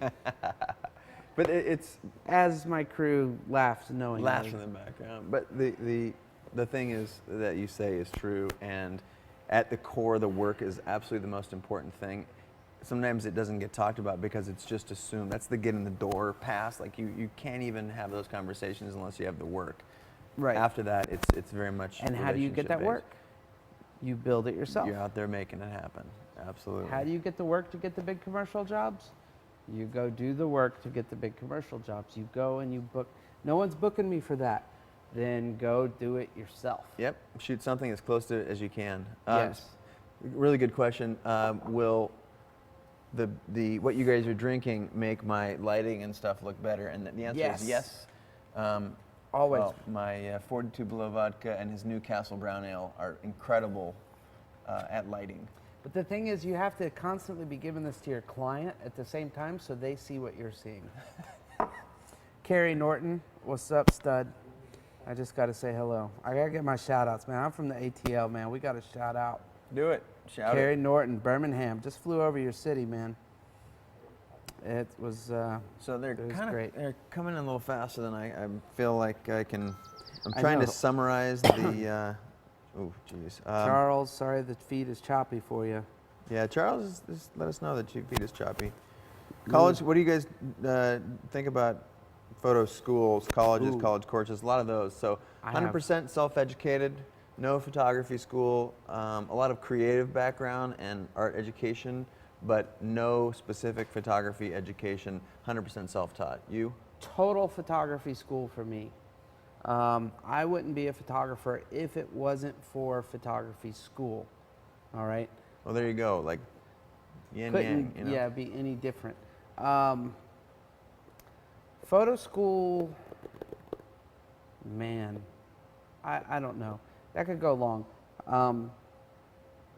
It's not just any old photo school you need to be looking for, and it's not just the greatest, best ones, most expensive, because sometimes those are crap. I could go for hours on photo school or not to photo school, but the thing about photo school for me, how about this? Photo school for me was it laid down the technical information where I had none. It gave me, for 2 solid years, I had assignments. I was expected to reach a certain level, and when I didn't reach that level of quality in my work, I was told, you are not reaching the minimum level, and this is why, and this is how you change it, and this is how you make it better, and this is what editors and art directors are looking for, so you better step it up, and if you don't step it up, you won't be in the game. And it was 2 constant years of walking into school 5 days a week for 2 years of this is what's expected, baseline, you are not meeting it, here's why, you exceeded it, here is why, and now you must do better.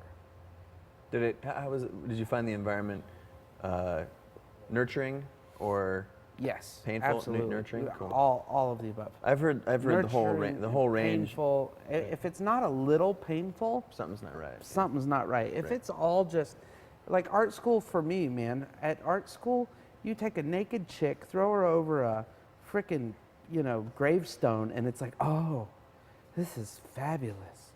It's great, and it could be horribly lit, Right. horribly printed, horribly presented, but oh, it was the human form on the cold of the granite of the dead. Oh my God, like whatever, Well, whatever. From someone who has no photo school education, for me, I believe that it is great for a cross-section of people that need and want that type of education. If you need the structure, if you need traditionally someone giving you an assignment and then critiquing it, in this day and age, you can get that stuff from a lot of other places. So it's more of a, what's your learning style? There's a million learning styles. It comes down to that what's your learning style? Right. Joey L. Mm-hmm. He ain't got no photo school. Right. He shot Usher last week. Yep. Did you shoot Usher last week? Not since breakfast. I didn't shoot Usher last week. Oh, that's a good one. Yeah, not since breakfast. So yeah, and he's Canadian, so I mean that's even another tick against him. I better not say I'm pretty right. close to Canada. They will be here by dinner time. Yeah, right. Pitchforks. You guys, thanks for writing in so much. I wish we could do a better job of keeping up. What's your opinion on the saying, work for free or full price, never for cheap? One more time. What's your opinion? This comes from Don't Call Me Jimmy. What's your opinion on the saying, work for free or full price, never for cheap? Well, Jimmy. No, don't call me Jimmy. James. Well, James. Hi, May. I'm kind of, I gotta say, I'm kind of in that camp. I don't know that saying, but if you call personal work free, there's a lot of that kind of stuff that goes on. I don't know where you are on that particular side of things, but doing personal work and having it not be paid is some of the best stuff I've ever done. I don't do cheap work, and I have a threshold that's required for me to stay in business and to feel good and to drive the kind of brand and work with the kind of clients I want to work with. And I guess maybe I'm in your camp, and I can't say that I always have been, but it does require a lot of discipline to be doing the kind of work that you want to be doing for the clients that you want to do it for. And you may have a do anything attitude to get to a certain place, but it's a challenging question, and I wish I could do better on that one. You probably got something wise to say. I got it. I mean, I've never heard it put that way but that is my philosophy now in my life. I will work for free to this day. I'll work for free if it's an opportunity. Again, it goes back to that. Yep. I did a job for a national magazine. And man, talk about people coming with pitchforks. Watch this. Nationally syndicated big monthly magazine. They call me up. They say, here's the assignment, this big time music producer. We want you to shoot a series of portraits of him. We have zero budget for you. And I'm like, oh, come on. So we go back and forth. None. It's you or it's the next guy down on the list. And that list was long. But this is a producer that I've wanted to be on their radar for a while. And the shoot was happening in my studio. So this was bringing the producer into my place. Right. Putting him on my playing field and bringing his crew of people in. And I'm like, this is an opportunity. Again, bang, the O word, right? Here's my O face. O face. Whole new word to O face right there. Hey. Opportunity. So I took that job for a national magazine last year for free. Why? Because of the opportunity that it afforded me. And it introduced me to some amazing people. And gave me some amazing images that I otherwise would not have taken, right? Another magazine wanted to pay me $50 to go for an hour and a half up the road to take pictures of a band. $50. $50. I told them I'd rather work for nothing than 50. Like 50 won't even buy me my gas. The thing is when you work for free, you are entering into agreement where you realize, hey, I'm not getting paid, and you have a power of saying yes or no to that, and it's a great opportunity for you, or it's not. Or you say, here's my full price. This is what it's worth. When you start compromising on your price and you suddenly become cheap, like you're saying, never for cheap. When you become cheap, every single time You're plugged in. You get plugged in at that slot. I've become cheap, I've regretted that job. Once you are quote cheap, that's where that client plugs you. Someone says, I'll just do it this time. And then the next time when there's budget, it doesn't go to you. It goes to the person that held out, that they wanted to work with, that they didn't get to work with. It never goes Straight to you, up. does it? Because you get plugged in at a certain level. We'll work for X, and cut that behavior as soon as you can. Bill what you're worth. I'm gonna mix this up a little bit. All right, go for it. I want to try and move a little bit faster here as we're getting toward the end. I want to read a question, and then we'll both maybe give it a sentence, a word ideally, or a sentence answer. Good luck. Okay, I know. All right.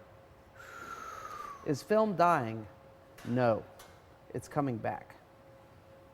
Definitely Tyler. agree. Film's not dying. It's coming back.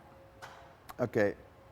Do you monitor your sites in terms of rankings, and how much importance do you give it? No. No. I don't look at my stats at all, because if I do, I get narcissistic about it, and I start going, how can I make it bigger? So if I look at any of my stats, either social media or web stats, if I start to look at those rankings, I'm not about rankings. You talk too much. Sorry. What are your thoughts on Flickr? Yay! Flickr is a great dumping ground, Enough said. and there's a lot of inspirational work out there. How do you Great feel dumping about happy accidents? That's from Rock D or what? Rock 2 Without D2. those, I would not have a career. What do you ask yourself when you're wanting to take a photography from a hobby and creating art to generating profit from it? From Zach Bro Photo. Zach Bro. Yeah, B-R-E-A-U-X. I am a photographer because I can be nothing else. That's a great quote from my friend Mark Climby. Again, Climby. I'm a photographer because that's all I know how to do. And if you're shooting this and you're like, oh, maybe I want to do it, you're a photographer because that's what you are. Business versus craft. How to strike the right balance. Struggle. Struggle. You got to pay your rent. That goes to this. How many jobs do you take even when they are not desirable, i.e. you do uninspired work? Very few, unless few. there's a very compelling business reason to do so. Right. I'm still at the point in my career where I still take the job even if it's like not the most artistically inspiring job in the whole wide world, but I got 4 children that I gotta feed. So I take that job. My goal is to take that job and hopefully find some picture in there to flip it that go, hey, look at this picture we made on your uninspiring When job. I take jobs that are based on business decisions, I do the same thing. Try and make an inspired version of that. Right. And I'm not going to take it if it's a piece of shite. You know what I mean? Right. But you try and take the inspired stuff all the time, and sometimes you have to, from a business perspective, take ones that are great paying, and but never take a shit sandwich because it's going to hurt. What are your opinions on war and conflict photography? Why are you not doing it? Why aren't you a war photographer, Chase? Tons and tons of respect for those guys and gals, and I wouldn't do it because I don't want to die. I'm not out there to try and tell a war story. I don't do it because an Octobank is a target and I'm going to get my ass shot. No, I love war and conflict photography. Here's the thing. You want war and conflict photography. You can have a career or a family. Choose one. You can't have both. And I want a family. How can you trust someone enough to be a part of your creative team? Ted Belton. I just came across that. Hi, Ted. Can they hang is our question. Yep. Can they hang? Can you hang out? I would say hang out and hang with it because it's not an easy line of work. It's hardcore, long hours. Right. It's sometimes intense, but there's a lot of fun on the backside of that. So that's getting back at it. Sherry Inich just asked a question. We're not going to answer that one. I'll answer that one later, Sherry. Will you make the best camera app for Android?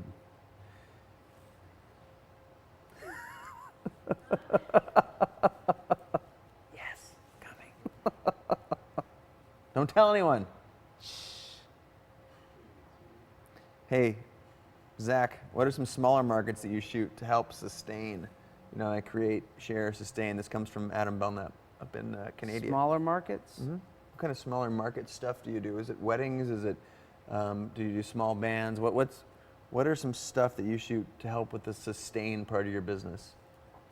The sustain part of my business probably comes from I still shoot weddings with my buddy Mark. We get kind of I don't want to call them oddball requests, but we get requests like I put myself out there as I'm Zack Arias, I'm a music photographer. I'm Zack Arias, I'm a music photographer. I'm Zack Arias, I'm a music photographer. Hey, I like what you're doing in music photography. We have this truck that's filled with HD equipment and we need pictures for our brochure. Okay. And we have X budget. All right. Can you do it? Yeah. Okay. But let's do that job. The key is to just not market yourself as that. And I get this question all the time. It's like, do you take those jobs if you need money and you can make money with a camera? Yeah. And don't say, wow, I'm going to open an HD equipment truck photo business because I made those pictures $5,000. Will never see the light of day. Show up on my website. Take the money not because if you need they to. suck. Please note, not because I'm ashamed of it. It's not because I'm ashamed of it. It's not because they suck. No, I went in there. I did everything I could to make the client happy. Here you go. This is the best I've got. Everything I've got for you. But that's not what I want to shoot. What I want to shoot is editorial portraiture and commercial and advertising work. So that's the work I show. I only show what I want people to hire me for, even though I get all these other little odd jobs. The phone rings for other stuff. Right. Regardless of what here's the thing you're doing right now. These damn financial videos you're doing that I'm just like, oh, that's right up my alley. And you go to your website and you've got all of this like lifestyle advertising campaign, pretty people and amazing locations. And here you are shooting black and white video of skaters and glass blowers and fishermen for a financial company. And I'm like, brilliant. Like, you landed this great job in a completely different medium. And really, I know you for your color work. But all of your personal work, including this feed, is what? It's black and white. Black and white. Your dinner and a movie or whatever. Songs, reading, and dancing. You know. We had a good laugh about that. Yeah, we did. Your Happy Meals, those are black and white, right? Yep. Your behind the scenes are black and white. Your brand is black and white. Your work is color, but now you've got this client and you're shooting these amazing videos for. Well, they're an amazing client. They came and said, you know, what do you think? We went to tell our story, and I kind of gave them a really specific answer. This is the way that I would do it. If we're gonna work together, Right. this is the way. Right. And they had a ton of courage and went for it. Right. And it allowed me to produce basically whatever I wanted to produce in and around And I sit subject back matters and like go, innovate and perfect. risk. Yeah, but you show this. Yet Other people hire you though. the thing with Chase, if you'll study Chase, not that I have. If you study Chase, his color work, look at his portfolio. Color, color, color, color, color, color. You got some fine art stuff of mountains and whatever, but color, color, color, right? Mm-hmm. But all of your branding, your video stuff, your personal work goes very black and white very quickly. And then this new project that you've got going on, it's all black and white video. And to me, it's really no surprise. While you put out, here's my portfolio, you have all this other stuff underlying all of that, slightly saying black and white, black and white, black and white. And it's not a surprise to me that a client comes to you and says, we like your vision, we like what you're doing. And if they paid any attention to what you're doing, when you pitch them black and white, that's not suddenly, well, we've never seen that from you. Right. The clients that are hiring me these days, they hire me 95% of the reason from my personal work. And they see that you have refreshing professional experience. Right. Doing high-end campaigns for big global brands. Right. And the stuff that is in all the comps and the tear sheets and stuff Right. at the ad agency is all my personal work. None of it is the stuff that's in the portfolio. And you know what the campaign work shows? And what's important with some of our clients that come in, okay, you know how to handle the logistics of what we need. If we need a hair and makeup crew 500 miles from here at 5 o'clock in the morning, looks like you could probably handle that for us. Yep. Yeah. I mean, some of the value add that we bring to our clients is we'll bring a producer on set and take care of all of this stuff for you. Really? Yeah. Yep. Okay. There's a lot of like just experience built into who And they that hire. 'Cause comes they don't want to from- take a chance. They're And spending that big comes money. from, for those of you who are like, but I'm trying to get started, go to your local boutique. Your local little boutique down the street. They probably need pictures for that free weekly, newspaper that comes out. Y'all have a free weekly newspaper that comes out in Seattle? Yes. We have Great one. Creative Loafing. The Stranger. The Stranger, all right? Mm. So in there somewhere is probably Sally's Boutique, and she has a quarter-page ad. Well, go to Sally's Boutique and shoot an ad campaign for her for free. And you're suddenly going to have logistics of scheduling, finding models, who's going to be the model, who's going to be the hair and makeup, and who's going to show up, and then how does it fit into the ad? And suddenly a simple something like that turns into a whole lot of work of logistics. Oh yeah. Oh my goodness. And then take that logistics and move it on to the next client. Go find your local magazine, Seattle Magazine, something. Sure. Find a company in there and do a shoot that's going to go full color glossy. And suddenly they want to shoot it at X time a day. Whoa, I got to get all these people together at X time a day. And it's all the logistics behind the shoot that you're not thinking. You're thinking, I want a rep. I want the client. I want the client. I want the client. But if you got the client, could you do the logistics? Could you sit down and whiteboard and schedule and have all the people where they are supposed to be and backups? Even the wisdom of knowing to bring on a producer. We have a couple of producers on staff here, and some of the folks at home are like, yeah, I don't have anybody on staff. Those people are available for hire, and having a good producer on your side or in your pocket when you do get those jobs, you do get an opportunity that can help you work up the budget, that can run through all the logistics and can help you arrange models and work with casting agents. All that stuff is really important to making that next step. Yeah. And it's often overlooked. The talent has to be there. Again, without the work, none of this happens.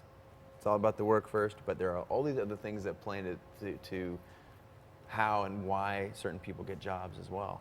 I'm going to interrupt our feed for just a second here and say, we're getting a couple of questions here that beat me to the punch, but I want to thank everybody from behind the scenes here. So, Eric and Scott are operating cameras, and you guys should look at each other. Have an internet round of applause for you guys. Yay! And then D'Artagnan. Golf clap. Represent. Just point that thing back to D'Artagnan, and then you got Zach's crew kicking it over there. My crew. And We then- got Sherry, Dan, and Robin in the house, and Meg is, I think, taking Hawk for a walk. Hawk for a walk. And Hawk then for a walk. back here, Kate's with her headphones on. I don't know if you're listening or not. We got Mikal. Hello. Say hello. Norton's back there. We're missing a couple other folks on the CJ side, but it takes a lot to make these little things happen. Big thank you to all these men and women. And a thank you Oh, buddy. to you, Chase. Thank you very much. Yeah. Well, I think we're going to wrap this up in 5 minutes. I was also going to suggest that we ordered Thai food for you guys. So it's over there, and maybe it's all laid out. You guys should start tucking in. We'll wind this thing down real casual-like. We'll take a few more questions, but you got to be starving. So When you Again, worked would for you- free, what rights did you give? Everything. I don't now, but I did. I just gave everything. I knew what I was doing, though. I knew what I was doing was wrong, but I just needed that $100 for the day to get gas in my car. You find where your price is at. How much money do you have to make? And then it's got to be about 3 times more than that.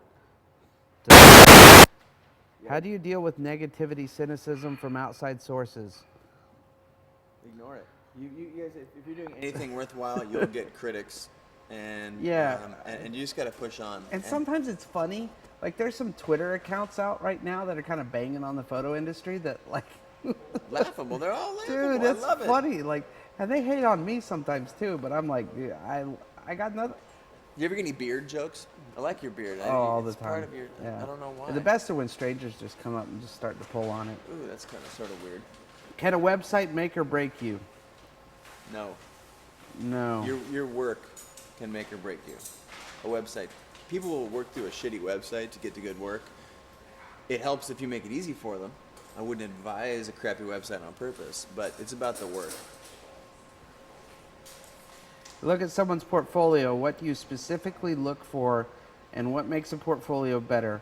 I'm looking for pictures that, I'm trying to make pictures that just make people stop and go, damn, that's a cool picture. I have no artist statement other than that. I want to make the public go, damn, that's a cool picture. I want to look at a portfolio and just go, damn. Yeah, I call that raw stopping cool power. picture. Like if you can Right. bring somebody to stop doing what they're doing to look at your picture and then take a vacation in that picture, that's the mark of a good image, I Right. think. Rolling Stone, I want to shoot a cover of Rolling Stone. Rolling Stone magazine, sometime before I die in my life, I want the cover of Rolling Stone. It's a goal of mine. I have a Rolling Stone cover. Robin, was it you that put that up in the office? Sherry put that up in the office. Put a Rolling Stone cover on the wall and it says the goal. Not for any financial I reason, want to not introduce for you to somebody. After any this. cynical, or, you know, like I want to be the Rolling Stone guy. Like Mark Seliger is my hero. And You don't he's have to 100 justify anything here, buddy. It's just my mountaintop. Awesome. It's my I'm mountaintop. predicting your mountaintop by the end of the year.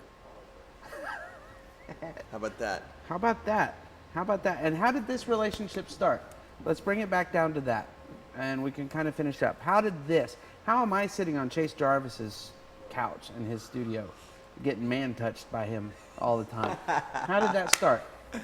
I saw that PDN was bringing him to my town, Atlanta, and with other people as well. And I went with my crappy MacBook that was like falling apart, but it was all I had.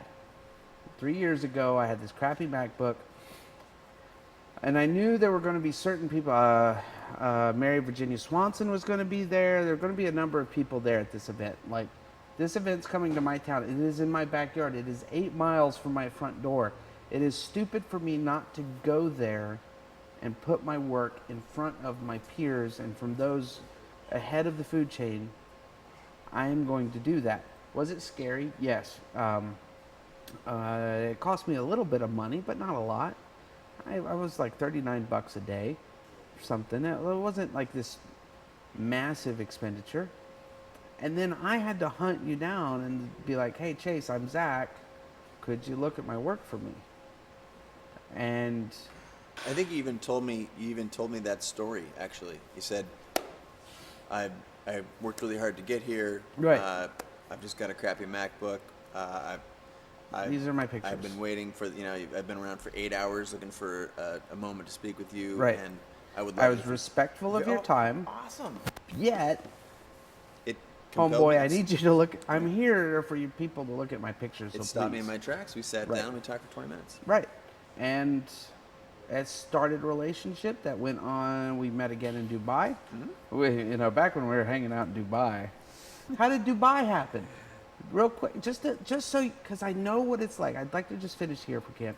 Because I know what it's like for those of you at home going, yeah, but I'm here in my 2-bedroom crap hole apartment doing nothing, and you're hanging out with Chase Jarvis, and I'm not. How'd you get there? We got to meet in Dubai. How did I get to Dubai? Well, it goes back a year before that. I'm hanging out. I'm looking at David Hobby's blog, and he's taking this picture of the Vista upstairs, the Holiday Inn there. And he takes this picture. I'm in Dubai. I'm teaching workshops. And I'm like, motherfucker, like, I want to go to Dubai. Like, David Hobby's in Dubai. I want to go to Dubai. I want to teach there. Like, how did he get that, And I'm kind of like getting kind of cynical and really jealous and feeling bad for myself and all of this. It's okay. Right, thanks. Thanks, buddy. All this stuff, little did I know, I'm all jealous of David Hobby in Dubai. Now, David and I had had some emails back and forth through time and You whatever. got a horrendous sunburn for what it's worth. Yeah. Little did I know that he was in Dubai talking me up, saying, you know what, if you need another lighting guy, bring this guy Zach in next year. I'm feeling all bad for myself. I'm all jealous. I'm all cynical. I'm bitter. I'm feeling all those things. I'm sitting in my, little crappy place looking at strobusblogspot.com and going, I wish I was there. He's there talking about, I don't know that. You never know who's talking about you. I was constantly putting myself out. I'm just putting myself out there. I'm putting myself out there. The next year, I'm hanging out in Dubai. And then you show up. And I'm like, well, what do you know? Well, what do you know? Jackass number 2 has arrived. Right. Is that David Hobby's Jackass number 1? No. No. We already mentioned Jackass That Joe in the McNally. show, so. No. But Your story all is of these very valid. opportunities, every single time, everywhere I am, that if you looking at me is going, well, Zach is in an elevated position, the only reason you can look at me in that position is because down here I took some opportunity, I stepped out on a limb, I took a risk, and I said, hey, have a look. Or, hey, I can do this thing. Or, you know what, everyone's being smiley, I'm going to go somewhere else. Everyone's going this direction, let me come in the back door, around the side, and let me show up somewhere where you don't expect me to show up. You got to be zigging when people are zagging, and Right. you have to differentiate yourself from the crowd. And more than anything, we've said it 100 times here. I think it might be a good semi-closer. Is you've got to put it out there. You've got to make work and put it out there. And to be cynical about people who are doing that when you're not doing anything, it's not quite right. It's not. It's tenacity. Yeah. And it's all patience. Those things. All those things. I'm so freaking grateful that you allowed me to touch you as much as we You touched too, today. buddy. It was- Well, it's thanks because you for all bought the- me so many beers. Yes, I'm good at that. Huge thank you, Thank you, for sir. coming here straight from Thanks the for airport. having me. Let me give a quick synopsis of what's going on in the next few days. First of all, right here tomorrow at 10:30 in the morning Pacific time, two very good friends of mine, Charles Mudede and Ross Sion of Common Market, an art critic and an MC of one of the best MCs that I know. We're going to be in a roundtable discussion. It's going to look a little different than this, but it's part. A lot of people have constantly asked me what inspires me creatively, and it's popular culture. And so one of the things that I wanted to bring to the live world is some of the things, the people, the ideas that inspire my work as an artist, a photographer, just a lover of popular culture, I guess. And it's about hip hop. And hip hop. We bring it back to hip hop. Hip hop. So Preach it. yeah, if you're around tomorrow morning, 10:30 our time here in Seattle, which is GMT -8. That'll be 1:30 on East Coast time here in the States. Roundtable discussion with some amazing, brilliant minds. There'll be a hip hop performance at the end of the day, so you should tune in at probably 2 hours into that thing for a live performance from Raw. I'm going to be a little bit busy You tomorrow. might be a little busy. And then the most important thing that I can think of this weekend, aside from the World Cup, actually it supersedes the World Cup in my mind, and that's having Zack Arias at creativelive.com. He starts broadcasting when do you start broadcasting, buddy? At 1:30? 1:30 Pacific Yep. Friday, Yep. and 10 a.m. Pacific Saturday and Sunday. And Saturday and Sunday are long days. Yep. We go. We're told that we can teach for no longer than 10 hours. Mhm. Saturday and Sunday. Yep. Don't know if we'll actually hit 10 hours or not, but like we can't go beyond 10. You're so- planning on sending it hard, is what you're saying, though. Yeah. He's going to be sending. He's putting it all out there. It's putting for everything free. I got into it. It's for free. The business model is built on if you like it and you want to put it somewhere on one of your hard drives, then you download it. There will be a replay of the day's show in the evening for the people that are on the other side of the world. You asked for that, so we're delivering it. I believe we're going to try and replay this. So if you missed the front part of it, then you may be able to catch it on the backside here in a handful of hours. We'll probably throw it up on the blog or look at my Facebook or Twitter, actually, at Chase Jarvis to know all that stuff. So pay attention to Zach this week, and he's going to send it as hard as you can. Go USA in that USA-England World Cup kickoff match. And with that, I think we need to feed these guys. They haven't eaten in about 24 and a half hours. So any final words, buddy?